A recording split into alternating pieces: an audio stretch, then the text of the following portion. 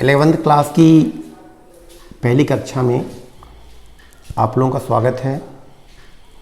मैं BM शर्मा आप लोगों को फिज़िक्स पढ़ाऊँगा। जो भी लेक्चर्स हम लोग बना रहे हैं उसके लिए ये मेरा रिक्वेस्ट है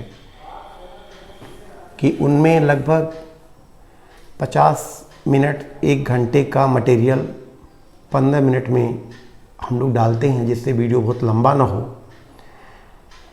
इसलिए कि आप रिकॉर्डिंग बार बार सुन सकते हैं, यह मानकर हम लोग क्लासेस में जब पढ़ाते हैं तो कोई चीज़ कई बार बोलते हैं, उसे हमने बचाया है। यहाँ पर हम कोई भी बात बहुत बार नहीं बोलेंगे, क्योंकि हम ये मान के चलेंगे कि 15 मिनट के लेक्चर को आप 3 बार सुनेंगे तो अपने आप हर बात 3 बार हो जाएगी। और 3 बार का मतलब रिवीज़न, और हर बात अच्छे से समझ में आ जाएगी। फिर भी अगर कोई चीज़ समझ में नहीं आती है तो उसके लिए आप जानते हैं कि आप TVS केयर पर अपने डाउट्स हमसे पूछ सकते हैं। चलिए शुरू करते हैं कि फिज़िक्स क्या है। Physics is the science, physics is a branch of science which studies nature. Physics वो है जो नेचर को स्टडी करता है। दूसरी एक और परिभाषा है कि फिज़िक्स वो है जिसमें हम मैटर, एनर्जी और इन दोनों के इंटरेक्शन को स्टडी करते हैं। वी स्टडी मैटर वस्तु, एनर्जी मैटर यानी द्रव्य पदार्थ, एनर्जी एंड देयर इंटरेक्शन, उनके बीच की अंतर क्रिया का अध्ययन करते हैं। अब आता है कि फिजिकल क्वांटिटी क्या है। फिजिकल क्वांटिटी ऐसी क्वांटिटीज हैं जिनको हम मेजर कर सकते हैं। The quantity which can be measured and which is used in telling laws of physics. ऐसी क्वांटिटीज जिनको हम नाप सकते हैं और जिसका यूज हम फिजिक्स के नियमों को बताने में कर सकते हैं। जैसे मान लीजिए कि मेरे अंदर देश प्रेम की भावना है।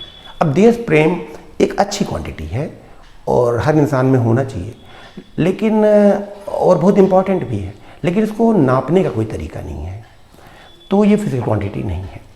जैसे मान लीजिए एक रूम कितना लंबा है, या हमने कितना टाइम लिया यहाँ से वहाँ जाने में, तो इसको नाप सकते हैं, लेंथ को नाप सकते हैं, टाइम को नाप सकते हैं, यानी ये नापने लायक क्वांटिटी है। पर इतने से कोई फिजिकल क्वांटिटी नहीं हो जाता। फिजिकल क्वांटिटी का मतलब जिसे हम नाप सकें, कैन मेजर, और जिसका यूज फिजिक्स में किसी फिजिक्स के लॉ को बताने में होता है। तो फिजिकल क्वांटिटी बहुत सारी हैं और वो 2 तरह से, एक तो can measure, can be measured, और दूसरी बात यह है कि यूज्ड इन फिजिक्स, तो वही होगी फिजिकल क्वांटिटी। फिजिकल क्वांटिटीज 2 तरह की होती हैं। एक वो जो बेसिक होती हैं या बेस क्वांटिटी होती हैं या फंडामेंटल क्वांटिटी होती हैं, और दूसरी वो होती हैं जो डिराइव्ड होती हैं। तो बेस या फंडामेंटल, फंडामेंटल का मतलब ये होता है कि जो बेसिक है, सबसे सिंपल है, और डिराइव का मतलब जो उनसे निकली है।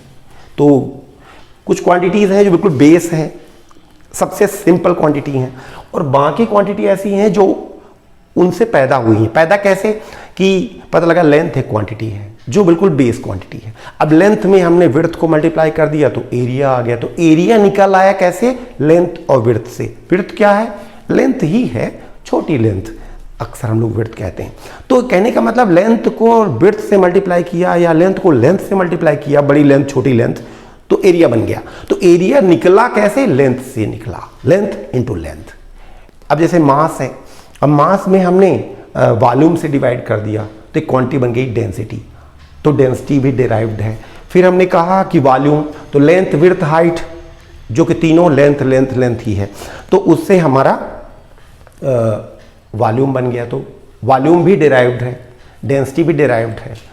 तो फिजिक्स में जैसे केमिस्ट्री में होता है कि भाई 15 एलिमेंट हैं, 115 एलिमेंट हैं, तो एलिमेंट का मतलब वो सिंपलेस्ट है। अब उससे मिलके पूरी दुनिया बनी हुई है, मिट्टी, पेड़ पौधे, हम लोग की बॉडी, कुछ भी निकालिए तो उसमें क्या है, वही कार्बन, हाइड्रोजन, नाइट्रोजन, जो बेसिक है। तो कहने का मतलब हर चीज में बेस होता है।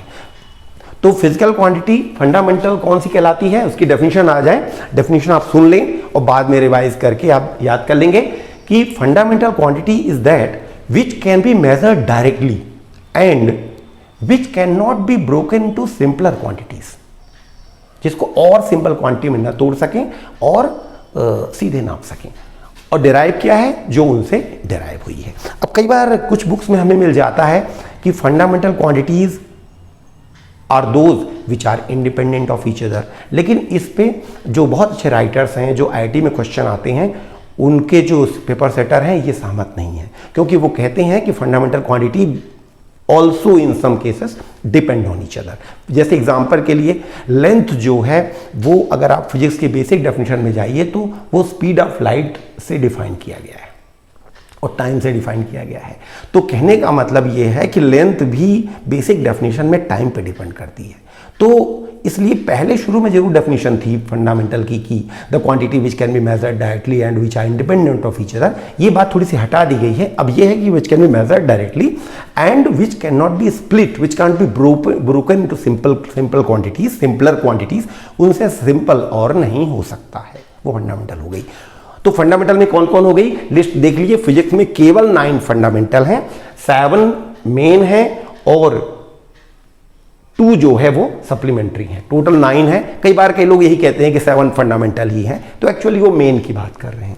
कुल मिला के 9 है। मतलब फिजिक्स में जितनी भर क्वांटिटी आप जिंदगी में सुनेंगे, area, volume, density, speed, acceleration, वो सब इन्हीं से बनी है। मतलब फिजिक्स में ये क्वांटिटीज आप इतनी याद रखिए, इन्हीं को मिला मिला के, कि इसी में इसी को मिला दीजिए तो कोई क्वांटिटी बन गई, इसमें इसको मिला दीजिए तो कोई क्वांटिटी बन गई।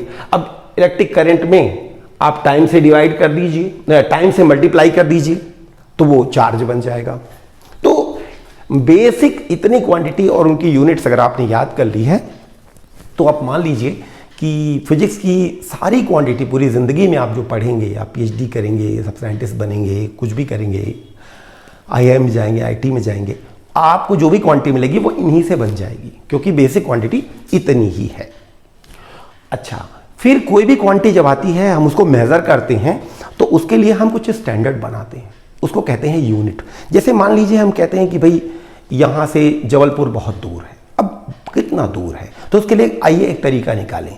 हमारे साइंटिस्ट लोगों ने पक्का किया कि लगभग इतनी डिस्टेंस, एग्जैक्ट एक रॉड है रखी हुई है इंटरनेशनल लेबोरेटरी में, तो इतनी डिस्टेंस को उन्होंने 1 मीटर मान लिया। तो अब इतना ही और ले लेंगे तो वो 2 मीटर हो जाएगा। तो कहने का मतलब पहले 1 मीटर हम पक्का करते हैं, फिर 2 मीटर, 4 मीटर, 1000 मीटर, 5000 मीटर, फिर दुनिया की हर लेंथ हो जाएगी। तो ये 1 मीटर क्या है, यूनिट है, क्योंकि स्टैंडर्ड हो गया, पक्का हो गया। बहुत पहले किसी ने पक्का कर लिया, अब वो चल रहा है, उसको बदलने की कोई आवश्यकता नहीं है। तो हमारे जो कोई चीज़ हम नापते हैं उसके लिए हमारे स्टैंडर्ड्स हैं। अब जैसे 1 kg है, तो 1 kg कितना है, तो इतना एक मास होता है, वो 1 kg कहलाता है। तो आपने देखा होगा 1 kg का मार्केट में आता है मास, जिससे वो 1 kg पोटैटो आपको तौल के देता है दुकान वाला। तो 1 kg पक्का कर दिया, तो अब उससे 1000 kg पक्का हो गया, 10,000 kg, 10,000 kg पक्का हो गया। तो हमेशा हर चीज़ की स्टैंडर्ड बनाया जाता है, उसको हम कहते हैं यूनिट। यूनिट का मतलब कि हर चीज़ का, जैसे अब टाइम है तो एक निश्चित टाइम को उन्होंने पक्का कर लिया कि 1 सेकंड का टाइम, 1 मिनट का टाइम। अगर वो उतना 1 मिनट का टाइम है, कुछ टाइम है जो 1 मिनट है, तो उसका 10 गुना 10 मिनट हो गया। तो लीजिए अब टाइम नापना शुरू हो गया, तो उसके लिए हम चीज़ों को पहले सेट करते हैं। तो ये चीज़ें सेट कर ली गई और सेट करने में सिस्टम्स बनाए गए। तो बहुत पहले होता था CGS system, EFPS system, MKS system, और अलग अलग कंट्री में अलग अलग सिस्टम यूज़ होते थे। अब एक कंट्री की बुक्स दूसरे कंट्री में जाए तो प्रॉब्लम हो कि इंडिया में अगर कुछ चीज़ सेंटीमीटर में लिखी है और इंग्लैंड में फुट में लिखी है, तो फुट और सेंटीमीटर के बीच में बार बार बदलो। तो इंग्लैंड की कोई बुक इंडिया में आए तो वो सब फुट में, पाउंड में सब लिखा रहे उसमें अंदर, तो इंडिया वालों को समझने में हर बार उठा के मल्टीप्लाई करना पड़े कि भाई 1 फुट में 30.48 सेंटीमीटर होते हैं। तो वो कहते हैं 2 फीट, तो इंटू 30.48 करके सेंटीमीटर में बन जाएगा, तो हमको समझ में आएगा। तो ये सब बड़ी दिक्कतें होती थी। और हम इंटरनेशनल लेवल पर बात करें तो दुनिया के सारे साइंटिस्ट लोगों ने मिलकर और कंट्री के जो हेड्स हैं उन्होंने मिलकर ये पक्का किया कि let us have a one system of measurement, ये सब बहुत सारे ना रहें। तो उन्होंने एक बनाया इंटरनेशनल सिस्टम या सिस्टम ऑफ इंटरनेशनल यूनिट्स, तो उसी का नाम रखा है SI units, system of international units. और उसमें हमने ये मान लिया है 9 फंडामेंटल्स। तो देखिए बेसिक है मास, किलोग्राम में नापेंगे। अच्छा, इंटरनेशनल सिस्टम में हर चीज पक्की कर दी गई है कि पता लगा कौन चीज कैसे लिखी जाएगी। तो जैसे मास है, तो मास ठीक है इंटरनेशनल यूनिट है, लेकिन मास तो दुनिया का कॉमन वर्ड भी है।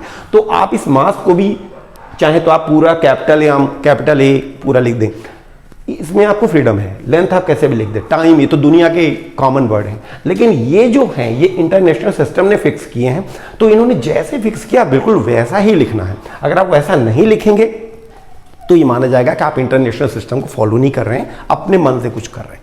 तो कहने का मतलब मास किलोग्राम में नापा जाएगा। तो स्मॉल के, ध्यान दीजिए ये स्मॉल के है, तो स्मॉल KILO।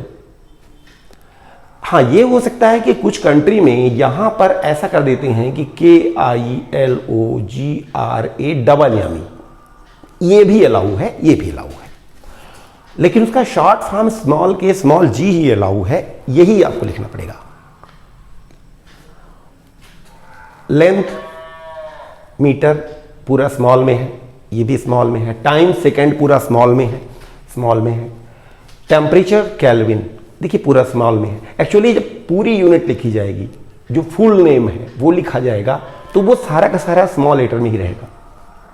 पर जब उसका शॉर्ट फॉर्म होगा तो वो स्मॉल भी हो सकता है, कैपिटल भी हो सकता है। इस बारे में एक SI यूनिट्स का रूल है कि वो यूनिट जो किसी साइंटिस्ट के नाम से, किसी पर्सन के नाम से पैदा हुई है, जब उसको हम शॉर्ट में लिखेंगे तो उसका पहला लेटर कैपिटल रहेगा, और जब उसको फुल में रखेंगे तो फुल तो आप जानते ही हैं पूरा स्मॉल में लिखना पड़ेगा। तो अंतर ये है कि जैसे मान लीजिए टेम्परेचर केल्विन है, तो अगर आप लिख दें ये वाला केल्विन, आपको लगेगा तो आदमी का नाम है, तो ये केल्विन का मतलब केल्विन नाम का आदमी, केल्विन नाम के साइंटिस्ट, अर्थ निकल गया इसका, या केल्विन नाम का कोई दुकानदार।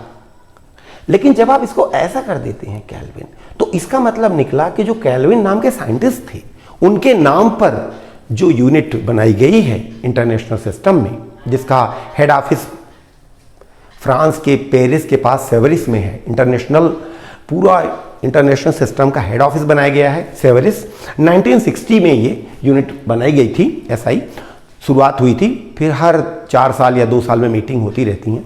तो इंटरनेशनल ऑफिस वहाँ है और कई कंट्रीज में उनका ऑफिस है। इंडिया में भी national physical laboratory new Delhi, NPL new Delhi में उनका ब्रांच ऑफिस है, जहाँ पर कि 1 मीटर की rod, 1 metre 1 kilogram, 1 ampere current का स्टैंडर्ड मेजरमेंट की व्यवस्था, ये सारी चीज़ें वहाँ सुरक्षित हैं कि कितने को हम कहेंगे 1 कैंडेला, कितने को कहेंगे 1 मोल, ये चीज़ें वहाँ स्टैंडर्ड रखी हुई हैं और जो काफ़ी सिक्योरिटी में रखी हुई हैं वो चीज़ें।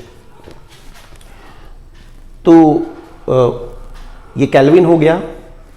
तो हाँ, तो अगर आपने स्मॉल लिख दिया तो मतलब अभी आदमी का नाम तो नहीं है, लेकिन केल्विन से पता चलता है कि साइंटिस्ट के नाम से, तो साइंटिस्ट के नाम से जो यूनिट आई है टेम्परेचर की वो केल्विन आ गई। लेकिन जब शॉर्ट में आएंगे तो चूंकि ये साइंटिस्ट के नाम से आई है इसलिए कैपिटल के हो जाएगा। ऐसे ही करंट के यूनिट बनी एम्पियर और शॉर्ट में कैपिटल ए। कैंडेला कोई साइंटिस्ट के नाम से, कोई पर्सन के नाम से नहीं आया, इसलिए शॉर्ट में देखिए CD हो गया।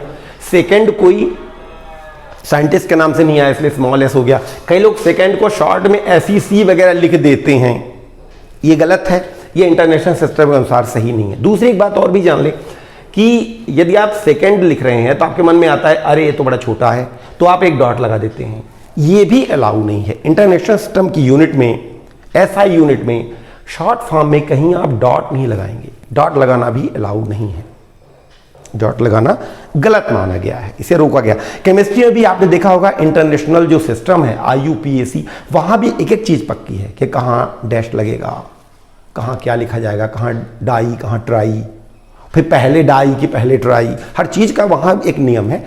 ऐसे ही फिजिक्स में भी चीज़ों का एक पक्का नियम बना दिया गया है। तो करंट एम्पियर हो गया। ल्यूमिनस इंटेंसिटी, कोई बल्ब कितना तेज चमक रहा है, सूरज कितना चमक रहा है, उसको बताने के लिए कितनी शाइनिंग है, ब्राइटनेस की कितनी है, इंटेंसिटी कितनी है, इसको नापते हैं कैंडेला में। और अमाउंट ऑफ सब्सटेंस, किस सब्सटेंस में कितना अमाउंट है, कितना है कोई सब्सटेंस, इसके लिए मोल, ये केमिस्ट्री में यूज होता है। तो ये फुल फॉर्म है और ये शॉर्ट फॉर्म है। उसके अलावा जो दो सप्लीमेंट्री यूनिट भी हैं, एंगल और सॉलिड एंगल। एंगल तो आप जानते हैं, उसको हम डिग्री में अक्सर नापते हैं, लेकिन डिग्री इंटरनेशनल यूनिट नहीं है, रेडियन इंटरनेशनल यूनिट है। 1 रेडियन लगभग 57.3 डिग्री होता है। तो सॉलिड एंगल एक क्वांटिटी है, बाद में आप लोग बताएंगे, वो स्टेरेडियन और शॉर्ट में SR है। तो आप नियम जान गए हैं कि इसी तरह बिल्कुल इनको लिखना है।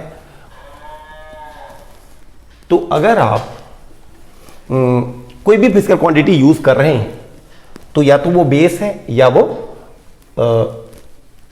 डिराइव्ड है। और अगर कोई आप डिराइव्ड यूनिट यूज कर रहे हैं, जैसे कि आप कहते हैं हाइड्रोजन, तो वो फंडामेंटल है, क्योंकि हाइड्रोजन आप लेंगे उसमें केवल हाइड्रोजन रहेगी, ऑक्सीजन में ऑक्सीजन रहेगी। लेकिन आप पानी आप लेंगे तो पानी में पानी रहेगा। पर पानी के अंदर जब साइंटिस्ट लोग और अंदर गहराई में गए तो उसके अंदर हाइड्रोजन ऑक्सीजन मिली। तो पानी फंडामेंटल नहीं है, इसीलिए पानी कंपाउंड या माना जाता है मॉलिक्यूल।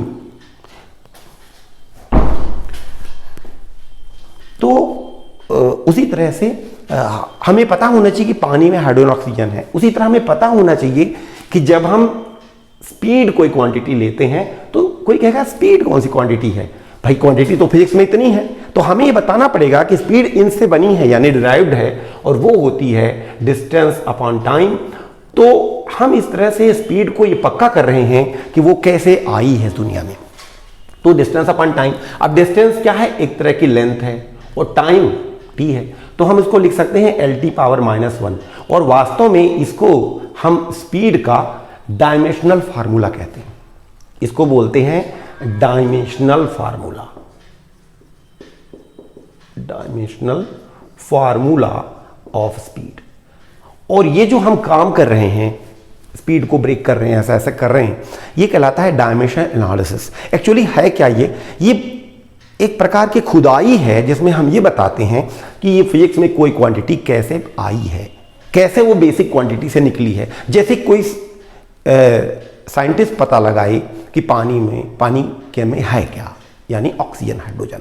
तो ये यात्रा की जाती है, केमिस्ट्री में की जाती है, ऐसे फिजिक्स में की जाती है। किसी ने बोला एक क्वांटिटी फोर्स, अपने को लगा फोर्स कहाँ से आया। तो हमें जब हम समझदारी से पता लगाएंगे तो पता लगेगा कि वो मास, लेंथ और टाइम से पैदा हुआ है। एक्चुअली क्या होगा कि मास में जब लेंथ मल्टीप्लाई करेंगे और उसको टाइम से डिवाइड करेंगे 2 बार, एक बार टाइम से एक बार और, तब वो जो बन जाएगा वो फोर्स है। तो ये कैसे हमें पता, तो अपन इसको देख सकते हैं, यानी हम कर सकते हैं डायमेंशनल एनालिसिस। और ये जो फार्मूला बना वो बन गया डायमेंशनल फार्मूला, और यहाँ यल की पावर 1 है। अच्छा, ये भी ध्यान दें कि हमने ये निश्चित कर लिया है कि इन क्वांटिटीज को जब हम शॉर्ट में बताएंगे तो हम इनको क्या कहेंगे। मास को हम शॉर्ट में कहेंगे m, लेंथ को l कहेंगे, टाइम को t कहेंगे, टेम्परेचर को थीटा, करंट को a कहेंगे या I भी कहते हैं। ल्यूमिनस इंटेंसिटी के लिए मुझे ऐसा कुछ दिखा नहीं, हो सकता है C कहें उसको, कुछ अपन पक्का कर सकते हैं। अमाउंट ऑफ सब्सटेंस को म्यू कहते हैं। अच्छा, एंगल और सॉलिड एंगल के लिए इसलिए नहीं है क्योंकि जब इनको हम ब्रेक करते हैं तो अब ये और सिंपल में तो ब्रेक हो नहीं सकते, लेकिन किसी तरह जब इनके हम बेसिक नेचर में गए तो हमने पाया कि इनके अंदर ये सब नहीं है। एक्चुअली इसीलिए इनको सप्लीमेंट्री कहा गया, ये बाद में जोड़े गए हैं, इसकी चर्चा हम बाद में करें। तो ये जो पावर दिख रही है 1 - 1, इनको बोलते हैं डायमेंशंस, डायमेंशंस ऑफ स्पीड। तो स्पीड के डायमेंशंस है 1 - 1।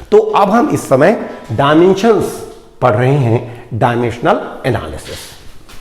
इसमें हम क्या कर रहे हैं, we are studying the relationship. Dimensional analysis क्या है, the relationship between units and their dimensional फार्मूले।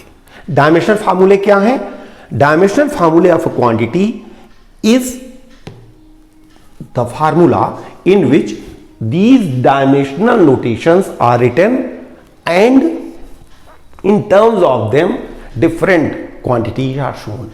Different quantities, dimensional formula of different quantity is the formula made in terms of dimensional notations. These are called dimensional notations,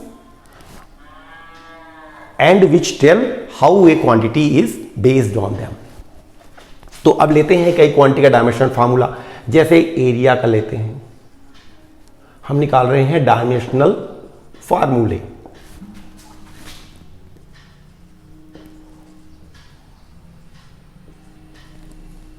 area हो गया length, तो पहले हम कैसे बनाएंगे, उसका हम एक बेसिक फार्मूला लिखेंगे। पहला एरिया का निकाल रहे हैं, तो लेंथ इंटू विड्थ। आप ये देखेंगे कि लेंथ है क्या, इसमें से कौन सी है, तो L।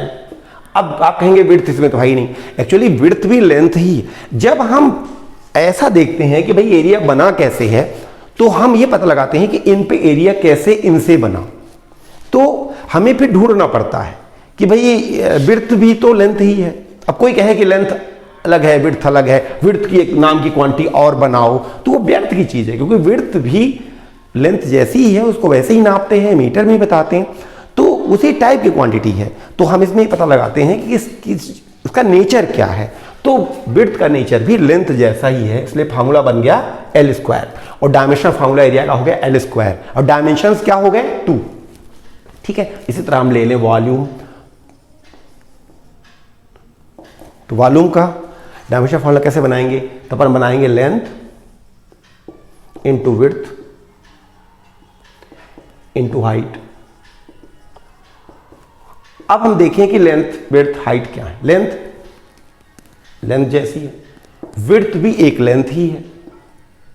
जिस तरह से दुनिया में एक लेंथ होती है, दो लेंथ होती है, यहां से एक लेंथ दिल्ली की है, एक लेंथ यहां से मऊगंज की है, दोनों है तो लेंथ ही। अब आप कहें कि वो मऊगंज वाली लेंथ के लिए दूसरी यूनिट बनाई जाए, वो भी मीटर में किलोमीटर में रहेगी, तो इसलिए वो उसी तरह विड्थ भी लेंथ ही है, हाइट भी लेंथ ही है।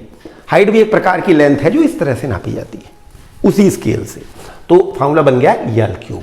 Dimension formula of volume is L cube and dimensions of volume is 3। ठीक है, अब मान लीजिए हमको देखना है, स्पीड का हम देख ही चुके हैं, LT पावर -1। अब हमको देखना है वेलोसिटी, तो वेलोसिटी होता है डिस्प्लेसमेंट अपॉन टाइम। तो डिस्प्लेसमेंट जो होता है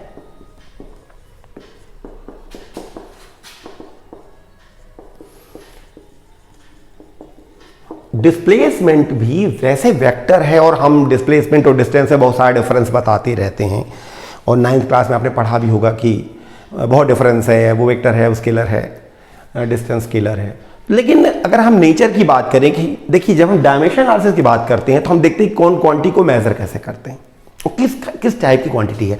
तो डिस्प्लेसमेंट भी ठीक है स्ट्रेट लाइन में होता है, लेकिन जब उसको नापते हैं तो वो नापेंगे वही मीटर में, वो है वो वही। तो नेचर की हम बात करें, इसमें इस बात को आपको समझना थोड़ा जरूरी है कि जैसे मास है तो मास को हम m लिखेंगे। अब मेरा मास हो 70 kg, उसको भी m लिखेंगे। चींटी का मास होगा मान लीजिए 0.0001 ग्राम है, वो भी m। तो कहने का मतलब ये नहीं है कि मास कितना है, वो मास है। अब जैसे कोई कहे कि पानी हाइड्रोजन ऑक्सीजन से मिलकर बना है, ये बात महत्वपूर्ण है कि हाइड्रोजन है ऑक्सीजन है। फिर ये भी महत्वपूर्ण है कि भाई H2O, 2 हाइड्रोजन है 1 ऑक्सीजन है, ठीक है। लेकिन कोई कहे अब एक गिलास पानी में कितना हाइड्रोजन, अब एक टंकी में बताओ तो जाने, ऐसा कुछ नहीं है। मेन फार्मूला आ गया, अपनी बात पूरी हो गई। उसमें ये नहीं है कि 1 टन पानी में कितना हाइड्रोजन कितना ऑक्सीजन और 1 ग्राम में कितना, भाई हिसाब तो वही रहेगा, 2 हाइड्रोजन के पीछे एक ऑक्सीजन। तो वैसे ही हम कह रहे हैं कि भाई डिस्प्लेसमेंट लेंथ जैसा है, लेंथ ही है, टाइम t है, तो उसका फार्मूला भी L⁻⁻1। तो डायमेंशनल फार्मूले वेलोसिटी और स्पीड के एक जैसे होते हैं, L⁻⁻1। अब जैसे किसी ने कहा एक्सेलरेशन, ये क्वांटिटी एक है एक्सेलरेशन, इसको आपने पढ़ा होगा 9th क्लास में कि चेंज इन वेलोसिटी, एक्सेलरेशन होता है change in velocity upon time. अब चेंज इन वेलोसिटी, जैसे मान लीजिए कोई चीज जा रही है, उसकी वेलोसिटी 5 मीटर पर सेकंड है, अब उसकी वेलोसिटी आगे जाके हो गई 3 मीटर पर सेकंड, तो उसमें चेंज आ गया -2 मीटर पर सेकंड का, पर ये चेंज भी तो वही मीटर पर सेकंड ही है। तो change in velocity is a term like velocity. तो change in velocity is nothing but velocity, so L⁻⁻1।